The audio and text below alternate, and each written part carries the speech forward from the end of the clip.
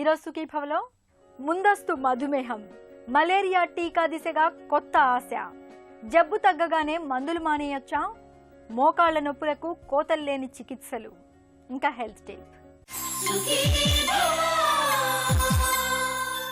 ఇవాళ మనలో చాలా మందికి షుగర్ లెవెల్స్ 100కు పైగానే ఉంటున్నాయి.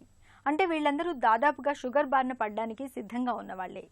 షుగర్ లెవెల్స్ 100ను దాటి 120 దిశగా దూసుకెళ్తుంటే దాన్ని డాక్టర్లు ప్రీ డయాబెటిస్ దశగా పిలుస్తారు.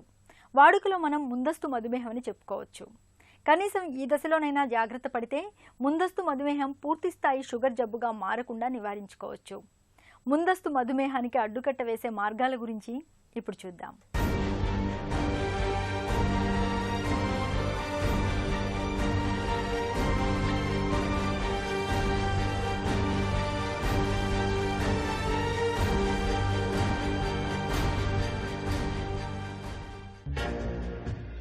మధుమేహం స్వతహాగా వ్యాధి కాదు, కానీ మరెన్నో వ్యాధుల్ని తెచ్చిపెట్టే ఒక రుగ్మత.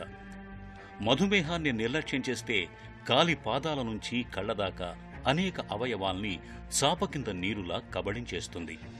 అందుకే అసలు మధుమేహం రాకుండానే చూసుకోవటం ఉత్తమం. అలాగే మధుమేహం వచ్చే ప్రమాదాన్ని తెలుసుకునే దశ కూడా ఒకటుంది. అదే ప్రీ డయాబెటిక్ దశ.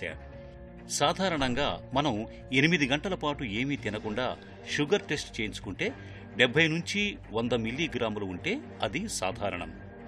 100 మిల్లీగ్రాములు దాటితే ప్రీ డయాబెటీస్ కిందకు వస్తుంది. 125 దాటితే మధుమేహం ఉన్నట్లు. అలాగే భోజనం చేసిన 2 గంటల తర్వాత షుగర్ టెస్ట్ చేస్తే 140 మిల్లీగ్రాములకు తక్కువగా ఉంటే సాధారణం. అలా కాక 140 నుండి 199 మిల్లీగ్రాముల మధ్య ఉంటే ప్రీ డయాబెటిక్ దశ. ఇక 200 మిల్లీగ్రాములు దాటితే మధుమేహం ఉన్నట్లు. అలాగే ర్యాండమ్ బ్లడ్ షుగర్ 140 దాటినా కూడా ప్రీ డయాబెటిక్ దశగా పరిగణిస్తారు. నార్మల్ బ్లడ్ షుగర్ ఫాస్టింగ్లో 100 ఉన్నది యాక్సెప్ట్ చేస్తే తిన్న 2 అవర్స్కి 140 లోపు ఉండడము నార్మల్ అంటారు. ఈ డయాబెటీస్ పేషెంట్లో ఫాస్టింగ్ 126 దాటితే డయాబెటీస్ అంటారు. అలాగే తిన్న తర్వాత 200 దాటితే డయాబెటీస్ ఛాన్సెస్ ఉన్నాయంటారు. అంటే ఈ నార్మల్కు డయాబెటీస్కు మధ్య దశని ప్రీ డయాబెటీస్ అంటారు. అంటే ప్రీ డయాబెటీస్ని ఎలా గుర్తించడము అంటే ఫాస్టింగ్ బ్లడ్ షుగర్ మీకు కన్సిస్టెంట్గా 100 కన్నా ఎక్కువ వస్తుంది అనుకోండి. అంటే 100 నుంచి 125 దాకా ఫాస్టింగ్ బ్లడ్ షుగర్ 1-2 సార్లు చెక్ చేస్తే అదే విధంగా అదే రేంజ్లో వస్తుంది అంటే ఖచ్చితంగా అది ప్రీ డయాబెటీస్. దాన్ని ఇంపెయిర్డ్ ఫాస్టింగ్ గ్లూకోజ్ అంటారు. అలాగే తిన్న 2 అవర్స్ తర్వాత 160, 170 వస్తుందంటే గ్లూకోజ్ టాలరెన్స్ టెస్ట్ చేసి వాళ్ళకి 2 అవర్స్ బ్లడ్ షుగర్ 140 నుంచి 199 లోపల ఉంటుంది అంటే అది ప్రీ డయాబెటీస్ అంటారు. గుర్తుపెట్టుకోవాల్సింది అంటే డయాబెటిక్ పేషెంట్లోనే షుగర్ నార్మల్ కన్నా ఎక్కువ ఉన్న పేషెంట్లోనే 150% పేషెంట్లకు ఏ లక్షణాలు ఉండవు. అంటే డయాబెటీస్ డెవలప్ అయ్యే లక్షణాలు ఉండే ఎక్కువ శాతం అవకాశం ఉండే ప్రజలలో ప్రీ డయాబెటీస్ని ముందే గుర్తించడం ఇంపార్టెంట్. ఎవరు వాళ్ళు అంటే already BP patient, already cholesterol patient, already స్థూలకాయం obesity patient, already heart disease patient, లేదా లేడీస్లో ఆల్రెడీ పాలిసిస్టిక్ ఓవరీ డిసీజ్ ఉన్న అమ్మాయిలు, లేకుంటే ఆల్రెడీ గర్భిణీ స్త్రీల్లో జెస్టేషనల్ డయాబెటీస్ ఉండి అప్పుడు తగ్గిపోయిందండి అన్నవాళ్ళు, లేకుంటే లావు పిల్లల్ని కన్నవాళ్ళు, వీళ్ళందరూ డయాబెటీస్కి డెవలప్ అయ్యే హై రిస్క్ ఇండివిజువల్స్. కాబట్టి వీళ్ళలో ముందస్తు చర్యలుగా ప్రీ డయాబెటీస్ని డిటెక్ట్ చేసి మనం చాలా ఇంపార్టెంట్ మెజర్స్ పెట్టుకోవాలన్నమాట. అధిక బరువు స్థూలకాయులకు ముందస్తు మధుమేహం ముప్పు బాగా ఎక్కువగా ఉంటుంది.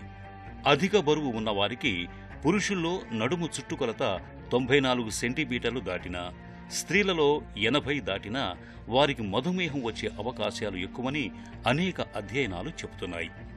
అలాగే శారీరక శ్రమ అసలు లేని వారికి, రక్తంలో కొలెస్ట్రాల్ లెవెల్స్ ఎక్కువగా ఉన్నవారికి, అధిక రక్తపోటు ఉన్నప్పుడు, కుటుంబంలో అప్పటికే ఎవరికైనా మధుమేహం ఉంటే కూడా వారిలో ప్రీ డయాబెటిక్ సంకేతాలు కనిపించే అవకాశం ఉంది.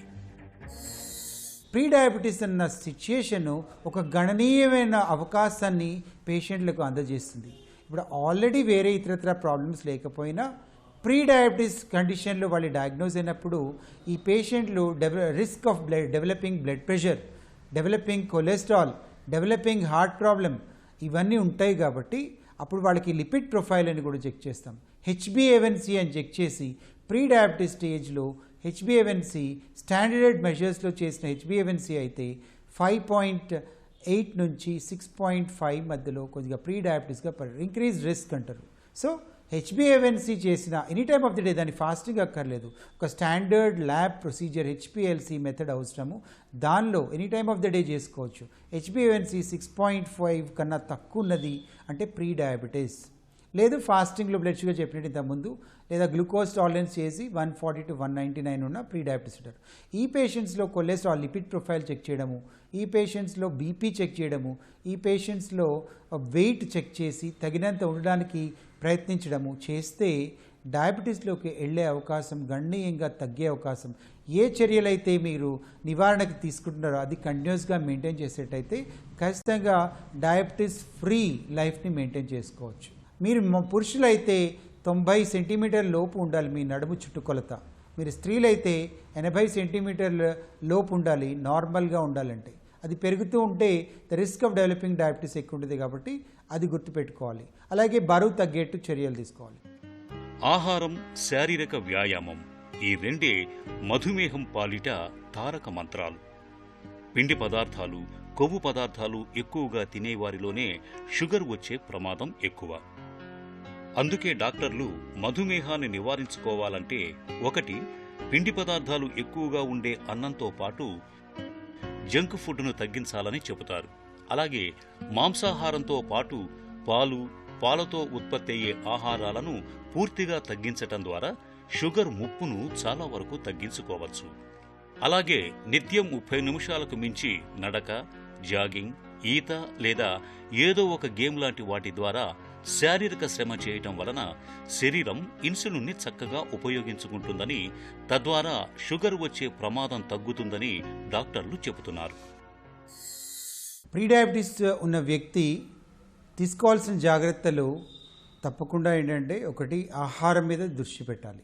ఆహారం తినే పద్ధతి, తీసుకునే పద్ధతి మీద దృష్టి పెట్టాలి. సామాన్యంగా ఎక్కువ గ్యాప్లు ఇచ్చి టిఫిన్ బాగా లేట్ అయ్యి, మధ్యాహ్నము భోజనం లేట్ అయ్యి, రాత్రి డిన్నర్ లేట్ అయిన వ్యక్తి ఖచ్చితంగా ప్రీ డయాబెటీస్ పేషెంట్ డయాబెటీస్లోకి మారుతాడు.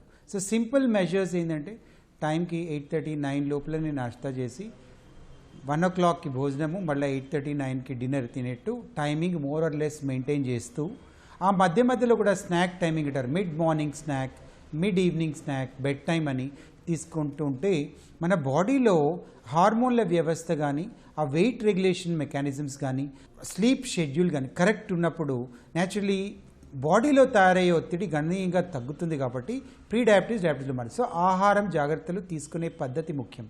బ్రౌన్ రైస్, ముడి బియ్యం అంటారు లేదా దంపుడు బియ్యం అంటారు, దానికి పొట్టు ఉంటుంది కాబట్టి మెల్లగా జీర్ణమయ్యే పరిస్థితి ఉంటుంది. కాబట్టి దంపుడు బియ్యము తినడము, లేదా బ్రోకెన్ వీట్ కూరగాయలతో చేసిన పదార్థం తీసుకోవడము, లేదా ఓట్స్ తోటి కూరగాయలతో చేసిన పదార్థం తీసుకోవడము చాలా లాంగ్ టర్మ్ ఇంప్లికేషన్ బాగుంటుంది. అండ్ షుగర్ పెరగకుండా ఉంటుంది, బరువు పెరగకుండా ఉంటుంది, తేలికగా ఉంటుంది. మానసిక శారీరక ఒత్తిడి డయాబెటిక్ పేషెంట్కి ఎక్కువ ప్రాబ్లమ్స్ తెస్తుంది, లేదా ప్రీ డయాబెటీస్లో మారుస్తుంది. కాబట్టి యోగాగానే అలవాటు చేసుకున్నట్టయితే నాడీ మండలము ఉత్తేజము తగ్గి ప్రశాంతంగా ఉండడం వల్ల హార్మోన్స్ విడుదల తగ్గుతుంది. కాబట్టి మెయింటైన్ చేయొచ్చు. యోగా లేకపోతే సింపుల్ ప్రాణాయామ టెక్నిక్ లేదా వాకింగ్ కూడా రెగ్యులర్గా ఏదో ఒక రెగ్యులర్ ఎక్సర్సైజ్ చేసినట్టయితే తప్పకుండా మనిషి ప్రీ డయాబెటీస్ నివారించుకోవచ్చు.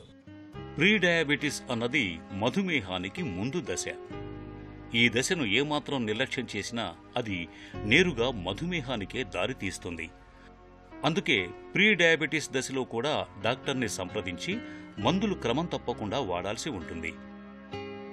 మందులతో పాటుగా బరువు ఎక్కువగా ఉంటే దానిని తగ్గించుకోవటం, కొవ్వులు, పిండి పదార్థాలను తగ్గించి ఫైబర్ ఎక్కువగా ఉన్న ఆహారాలను తీసుకోవటం, నిత్యం 1 గంట పాటు వ్యాయామం చేస్తే ప్రీ డయాబెటీస్ మధుమేహంగా మారకుండా చాలా కాలం పాటు వాయిదా వేయవచ్చు. హెల్త్ న్యూస్ మీకోసం. చలి జ్వరంతో వణికించే మలేరియా జ్వరానికి టీకాను రూపొందించే దిశగా ఒక ముందడుగు పడింది. మలేరియా కారక పరాన్నజీవి ప్లాస్మోడియం ఫాల్సిఫారంను నిరోధించే కొత్త మార్గాన్ని ఆస్ట్రేలియా పరిశోధకులు గుర్తించారు.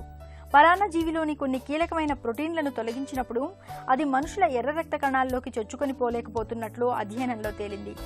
RH5, RIPR, CYRPA అనే ప్రోటీన్లు ఒక సముదాయంగా ఏర్పడుతుండటంతో ఎర్ర రక్త కణాల్లోకి ప్లాస్మోడియం ఫాల్సిఫారం తేలికగా ప్రవేశిస్తున్నట్లు పరిశోధకులు గుర్తించారు.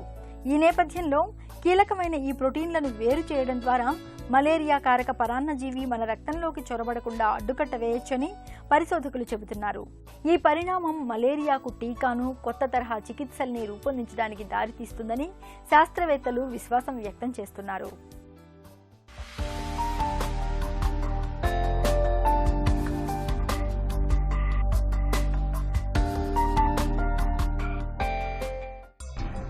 ఐరన్ లోపించినప్పుడు మన ఒంట్లో ఆ లోపం తాలూకు సంకేతాలు చాలా స్పష్టంగా కనిపిస్తూ ఉంటాయి. తీవ్రమైన అలసట, ఐరన్ లోపం మూలంగా తలెత్తే లక్షణాల్లో ఎక్కువగా కనపడేది ఈ లక్షణమే. మహిళల్లో దీన్ని గుర్తించడం కష్టం కూడా. అలసటతో పాటు బలహీనత, చిరాకు, ఏకాగ్రత కుదరకపోవటం వంటి లక్షణాలు కనిపిస్తున్నప్పుడు ఐరన్ లోపం ఉందేమోనని అనుమానించాలి. శ్వాస కష్టం. రక్తంలో ఆక్సిజన్ మోతాదులు తక్కువగా ఉంటే ఎంత గట్టిగా శ్వాస తీసుకున్నా ఏదో వెలితిగానే అనిపిస్తుంది. మెట్లు ఎక్కడం, నడవటం వంటి రోజువారీ పనులు చేస్తున్నప్పుడు కూడా శ్వాస తీసుకోవటం కష్టంగా అనిపిస్తుంటుంది. కాళ్లల్లో చిరచిర. పడుకున్నప్పుడు రాత్రంతా అదే పనిగా కాళ్లు కదుపుతూ ఉండటం, మధ్య మధ్యలో గోకుతుండటం కూడా ఐరన్ లోపానికి సంకేతం కావచ్చని చెబుతారు డాక్టర్లు. తలనొప్పి. ఐరన్ లోపం గలవారిలో శరీరం మిగతా కణజాలాల కన్నా ముందుగా మెదడుకు ఆక్సిజన్ సరఫరా అయ్యేలా చేస్తుంది. అయినప్పటికీ మెదడుకు తగినంత ఆక్సిజన్ అందదు. ఫలితంగా మెదడులోని రక్తనాళాలు ఉబ్బి తలనొప్పికి దారితీస్తుంది. మట్టి తినడం. ఆహార పదార్థాలు కాకుండా ఇతర వస్తువులను తినడం ఐరన్ లోపానికి సూచిక కావచ్చు. ఐరన్ లోపం గలవారికి చాక్పీస్, మట్టి, దుమ్ము, కాగితాల వంటివి తినాలనే కోరిక కలుగుతుంది. మరికొందరు ఐస్ ముక్కలు కూడా తింటుంటారు. ఆందోళన. తగినంత ఆక్సిజన్ లేకపోతే సింపథెటిక్ నాడీ వ్యవస్థ అవసరమైన దానికన్నా ఎక్కువ చురుకుగా పనిచేస్తుంది. పైగా ఐరన్ లోపంతో గుండె వేగమూ పెరుగుతుంది. దీంతో అనవసరమైన విషయాలకు తీవ్రంగా ఆందోళన చెందటం వంటి దుష్ప్రభావాలు కనిపిస్తాయి. జుట్టు ఊడటం. ఐరన్ లోపం తీవ్రమై రక్తహీనతకు దారితీస్తే జుట్టు కూడా ఊడొచ్చు. రక్తహీనత తీవ్రమైన సమయాల్లో శరీరం కీలకమైన అవయవాలకే ఆక్సిజన్ను సరఫరా చేయటం ఆరంభిస్తుంది. దీంతో జుట్టు వంటి వాటికి తగినంత రక్త సరఫరా జరగక ఆక్సిజన్ కూడా అంతగా అందదు. వీటితో పాటు నాలుక మంట, పెదవులు పాలిపోవటం వంటి లక్షణాలు కూడా కనిపిస్తున్నప్పుడు రక్తహీనత ఉన్నట్లుగా అనుమానించాలి. రక్తహీనతను అధిగమించేందుకు రోజు ఆకుకూరలను తినడంతో పాటు డాక్టర్ సలహా మేరకు ఐరన్ సప్లిమెంట్లను తీసుకోవాలి. అనారోగ్యంతో ఆసుపత్రికి వెళ్ళినప్పుడు చికిత్సలో భాగంగా కొన్ని రోజుల పాటో లేదంటే కొన్ని వారాల పాటో మందుల్ని వాడమని చెబుతుంటారు. ముఖ్యంగా యాంటీబయాటిక్ మందులనైతే వారం 10 రోజుల పాటు తప్పకుండా మింగమని చెప్తుంటారు. కానీ మనలో చాలామంది అనారోగ్యం కాస్త నెమ్మదించగానో, జబ్బు తగ్గి కొంచెం కోలుకోగానే మందుల్ని పక్కన పెట్టేస్తూ ఉంటారు. జబ్బు తగ్గిపోయింది కదా ఇంకెందుకు మింగడం అని మందుల్ని దూరం పెడుతూ ఉంటారు. ఈ రకమైన ధోరణి ఎంతమాత్రం మంచిది కాదంటున్నారు senior general physician doctor Sampath Rao గారు. మనిషికి నొప్పి ఉందనుకోండి, నొప్పి తగ్గగానే మానేయాలా లేదా అనేది అది డాక్టర్ అడ్వైస్ ప్రకారం నడుచుకోవాల్సి వస్తుంది. ఇప్పుడు ఎగ్జాంపుల్గా మనం యాంటీబయాటిక్స్ ఇస్తాం. యాంటీబయాటిక్స్ యూజ్ చేసుకున్నప్పుడు జనరల్గా 1-2 రోజులు వదిలేసేసి వాడుకొని వదిలేయకూడదు. అది తప్పు. ఎందుకంటే ఫ్యూచర్లో మళ్ళీ యాంటీబయాటిక్స్కు రెసిస్టెన్స్ డెవలప్ అవుతుంది. టీబీ మందులు ఉన్నాయి. సో టీబీ వచ్చిన మనిషికి ఏమవుతుంది అంటే 15 రోజులలో లేకపోతే నెల రోజులలో తనకు దగ్గు తగ్గిపోతుంది, జ్వరం తగ్గిపోతుంది, కొంచెం బరువు మంచిగా పెడతాడు, ఆయనకు వెల్ బీయింగ్ ఉంటుంది. అట్లని మందులు మానేయడానికి లేదు. As per the recommendation TB drugs మినిమంగా 6 months to 9 months or 1 year or even ఇప్పుడు నర్వస్ సిస్టమ్ టీబీ వచ్చేస్తే 1.5 years కూడా తీసుకోవాల్సి వస్తుంది. అందుకని జబ్బు నయం అనిపించగానే మందులు మానేయాలనేది ఇది కరెక్ట్ పద్ధతి కాదు. మోకిళ్లు అరిగిపోయి నొప్పులు బాగా తీవ్రంగా ఉండి నిత్య జీవితం దుర్భరంగా మారినప్పుడు కీలు మార్పిడి సర్జరీ చేయించుకోవడం ఒక్కటే ఇప్పటి వరకు మన ముందున్న పరిష్కారం. అయితే ఇటీవలి కాలంలో సర్జరీకి ప్రత్యామ్నాయంగా అనేక చికిత్సలు మన ముందుకొస్తున్నాయి. మందులు మూలకణాల సాయంతో మోకీళ్లలో తిరిగి గుజ్జును పెంచడం ద్వారా సరికొత్త చికిత్సలు ఇప్పుడిప్పుడే ప్రాచుర్యం పొందుతున్నాయి. ఈ నేపథ్యంలో మోకీలు మార్పిడి సర్జరీకి ప్రత్యామ్నాయంగా పురుడు పోసుకుంటోన్న చికిత్సల గురించి డాక్టర్ని అడిగి ఇప్పుడు తెలుసుకుందాం.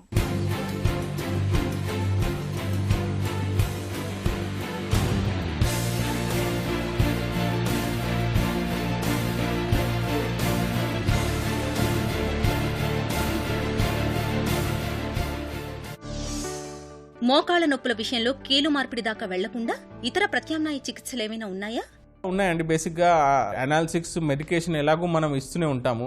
దానికి తోడుగా ఫిజియోథెరపీ అనేది మంచిగా వర్క్ చేస్తుందండి. ఫిజియోథెరపీ కొంచెం మంచిగా చేస్తే, ఫిజియోథెరపీ అంటే దాని మెయిన్ ఉద్దేశం ఏంటంటే మన చుట్టూ ఉన్న మజిల్స్, మన ముందు భాగాన కానీ వెనకాల మజిల్స్, ముందు క్వాడ్రిసెప్స్ అంటాం, వెనకాల హ్యామ్స్ట్రింగ్స్ అంటాం, ఈ మజిల్స్ని కొంచెం దాని మజిల్ స్ట్రెంత్ పెంచామనుకోండి, అది మోకాళ్ళ మీద పడే లోడ్ని అది కొద్దిగా తీసుకొని ఆ బైపాస్ చేసి చాలా వరకు నొప్పి తగ్గొచ్చు. అల్ట్రాసౌండ్ అని చేస్తారు, అంటే ఫైన్ అల్ట్రాసౌండ్ కిరణాలు మన జాయింట్ లోపలికి పంపించి ఆ చిన్న చిన్న కార్టిలేజ్ ఇంజురీస్, కార్టిలేజ్ డ్యామేజ్ని రిపేర్ చేస్తూ ఉంటారు. లేదు ఇంకో కొద్దిగా ఏం చేస్తుంటారంటే కొంతమంది ఇంట్రాఆర్టికులర్ ఇంజెక్షన్స్ కూడా ఇస్తుంటారు. అది ఓరల్గా కానీ ఇంజెక్షన్ మాదిరిగా కానీ అది యంగ్ పేషెంట్స్ ఎర్లీ స్టేజెస్లో వర్క్ చేస్తాయి. గ్లూకోజమైన్ వంటి మందుల సాయంతో మోకీళ్ల నొప్పుల్ని జీవితాంతం అదుపులో ఉంచుకోవచ్చా? 30-35 years ఎర్లీ స్టేజ్, అంటే రేడియోలాజికల్గా ఫస్ట్ స్టేజ్లో ఉన్నారు, నొప్పి వస్తున్నది, వాళ్ళకి పనిచేస్తూ ఉంటాయి. కొద్దిమందికి చేయొచ్చు, చేస్తే తప్పేం లేదు, వాడుకుంటే తప్పుకోవచ్చు. అండ్ ఇంకొక ఇంపార్టెంట్ ఇష్యూ ఏంటంటే కొంతమందికి ఆర్థరైటిస్లో కాల్షియం కూడా తక్కువ ఉంటుంది, కాల్షియం డెఫిషియన్సీ కూడా ఉంటుంది, ఎస్పెషల్లీ ఇన్ ఫీమేల్స్. సో దాంతోపాటుగా కొన్ని కాల్షియం కానీ అలాంటివి కూడా దాన్ని కలిపి ఇస్తే డెఫినెట్గా దాని ఎఫెక్ట్ డెఫినెట్గా ఉంటుంది. మోకీళ్లలో తగ్గిపోయిన గుజ్జును పెంచే మందులేమైనా అందుబాటులోకి వచ్చాయా? పేషెంట్ ఆపరేషన్కి విల్లింగ్ లేదు, సో వాళ్ళకు ఒక ఇంజెక్షన్ ఇచ్చి ఒక 6 weeks లేదా ఒక 6 months 2 years, కొద్దిమంది ఏంటంటే వీక్లీ వన్స్ ఒక 1 year అట్లా ఇచ్చే వాళ్ళు కూడా ఉన్నారు. For some people western literature they work for some of the people, అంటే కొద్దిమందికి వర్క్ చేస్తుందని చెప్పొచ్చు. కానీ బట్ అన్ఫార్చునేట్గా ఏంటంటే అది చాలా ఎక్స్పెన్సివ్. ఒక్కొక్క ఇంజెక్షన్ ఒక 2500 ఎంత అవుతుంది, 5 injections అయ్యేసరికి 7000 10,000. సో అది ఇష్యూస్ ఉంటాయి. అన్ఫార్చునేట్గా Indian scenario is a problem. And most of the patients మనకు ఉన్న poor patients, so hyaluronic acid afford లేని పేషెంట్స్ కూడా మన సొసైటీలో ఉంటారు కాబట్టి వర్క్ చేయొచ్చు. ఈవెన్ గ్లూకోజమైన్ కాండ్రాటిన్ అనేది ఇవి ఒక 6 months 9 months 12 months వాడాలి. సో ఇవన్నీ మన ఫైనాన్షియల్ స్ట్రెయిన్స్ పనిచేస్తాయి. ప్లేట్లెట్ రిచ్ ప్లాస్మా థెరపీ అంటే ఏంటి? దీంతో గుజ్జు తిరిగి పెరుగుతుందా? ప్లేట్లెట్ రిచ్ ప్లాజ్మా అంటే ఏం చేస్తారంటే బాడీ నుంచి బ్లడ్ తీసి దాన్ని సెంట్రిఫ్యూజ్ చేసి అందులో ప్లేట్లెట్స్ అని అవన్నీ తీసి మళ్ళీ దే రీఇంజెక్ట్ ఇంటూ దట్ జాయింట్ కానీ లేదా బోన్స్ కానీ. బట్ అన్ఫార్చునేట్గా అది చాలా ఎక్స్పెన్సివ్ ప్రొసీజర్ అండ్ దాని రిజల్ట్స్ ఆర్ డిబేటబుల్. అండ్ అంత ఆ ఎక్స్పెన్స్ కేస్కి ఆ రిజల్ట్స్ యాంటిసిపేటింగ్ రిజల్ట్స్ లేనందుకు అది అంతగా పాపులర్ అవ్వలేదు, కాస్ట్లీ. దాని బదులు కొద్దిమంది ఏం చేస్తుంటారంటే ఒక దగ్గర కార్టిలేజ్ లాస్ ఉంటే అది ఇంకో దగ్గర నుంచి తీసి ఆ కార్టిలేజ్ లాస్ దగ్గర కాండ్రోసైట్ ట్రాన్స్ప్లాంట్ అని చేస్తుంటారు. అది కూడా they are unfortunately very costly and they results are debatable. దానికంటే ఒక రొటీన్ ఒక కన్వెన్షనల్ నీ రీప్లేస్మెంట్ సర్జరీనే బెటర్ అని.